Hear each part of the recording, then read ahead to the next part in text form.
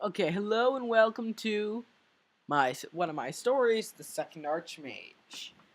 So like I said in my update video, I'm gonna be trying to do more stories, and this one is based off Dungeons and Dragons, just so you know.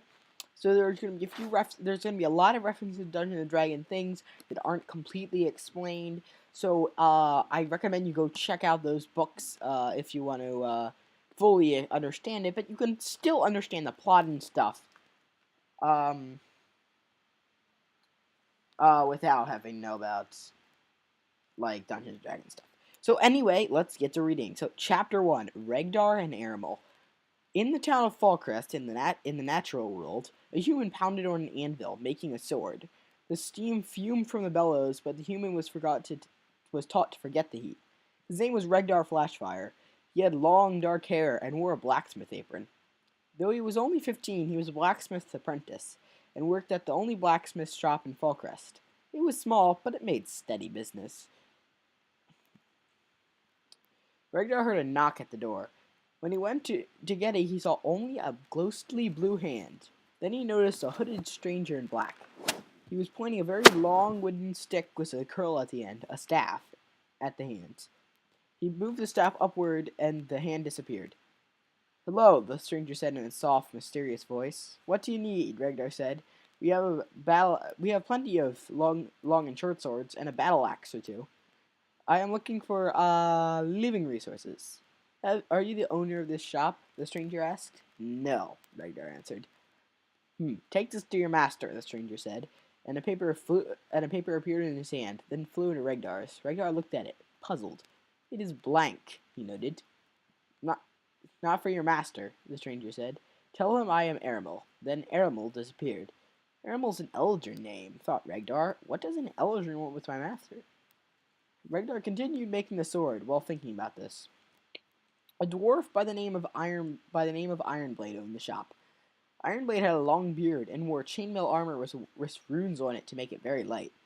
He was walking to the shop that evening when suddenly he heard the sound of feet running around.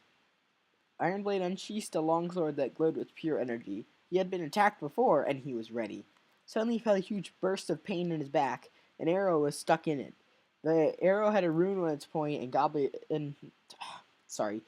The arrow had a rune on its point, and Ironblade recognized it. Armor piercer, a goblin enchantment. Suddenly another arrow narrowly missed his head. "Come out, cowards!" Ironblade yelled.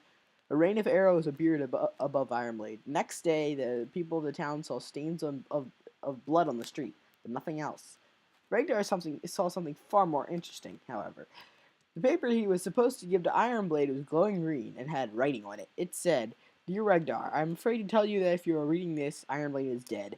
I invite you to come over to Steptarch's tower and study with me. You will learn many things in the ways of magic." From Arimal. Regdar looked at this. He couldn't believe it. Ironblade dead? He decided to go to the tower. On his way, he didn't understand one thing. The tower was not used anymore. Though it was a wizard's tower before the Bloodspear War, it was empty now. When he got there, Regdar was standing outside. He had his hood down, and Regdar could see his face. He had green eyes with no pupils. He also had long blonde hair. So I was right, Regdar thought. He is Eladrin.